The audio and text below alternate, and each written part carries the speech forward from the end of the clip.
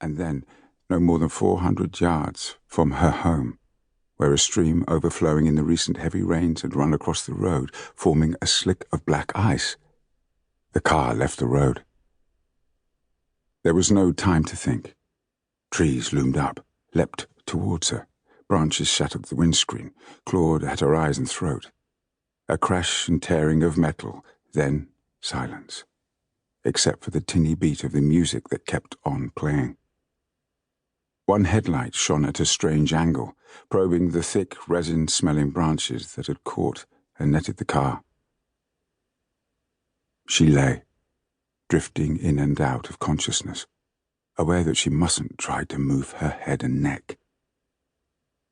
She knew she was injured, perhaps seriously, though she felt little pain as long as she kept still.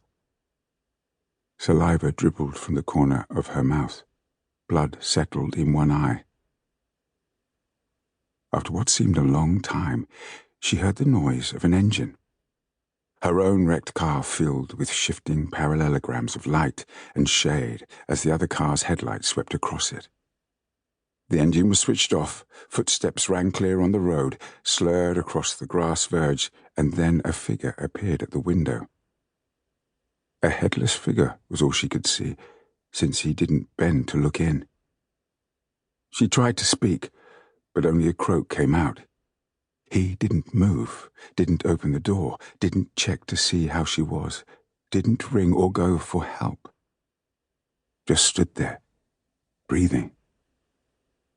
She tried to lift her head, but a spasm of pain shot down her spine, and she knew she mustn't move. Slowly she slipped into unconsciousness, fighting all the way, then battled her way back to the surface, where now there were other voices, frightened of her, of what she'd become. "Ambulance," she heard. "Police."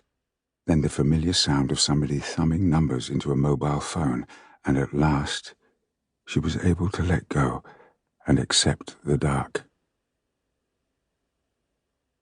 In something too high, too tight for a bed, white sheets pinned her legs down, walls the colour of putty, Mum's voice, then Alice's. But she knew they couldn't be here. They'd left the day after Boxing Day, and so she refused to acknowledge them, these phantom relatives, and concentrated instead on getting some spit going in her mouth. Her tongue felt swollen, and was so dry it stuck to the roof of her mouth. "Look," said Alice, "she wants a drink." Her mother's head came between her and the light. "Dead to the world, can't hear a word you're saying." "Oh, I don't know. They always say, don't they, keep talking? You never know how much gets through." Was she dying? Couldn't persuade herself it mattered much. Water. Alice's scent, sharp and sweet. A spout pushed between her lips, jarred her teeth. Water. Too much water. Gagged, choked, spout pulled away. Reinserted. Gentler now. And she glugged once, twice. Dribbles ran down the side of her neck, were dabbed away on a cold flannel. She stared at the cracks in the ceiling, only to find them replaced almost immediately by her mother's and her sister's heads. "Do you think she can hear us?" Mum said. She has been somewhere else. She remembers the trees, the dark road, the branches pushing through the broken glass, the man by the window, breathing. But then it all begins to fade. She tried to turn her head and couldn't. Some kind of brace round her neck stopped her moving. Her right arm was swaddled against her side by the tight sheet. She could feel her arms and her legs and her toes. She wiggled them to make sure, remembering how her father, right at the end of his long illness, after the stroke, had hated the arm he couldn't feel and kept pushing it away from him. At least she wasn't like that.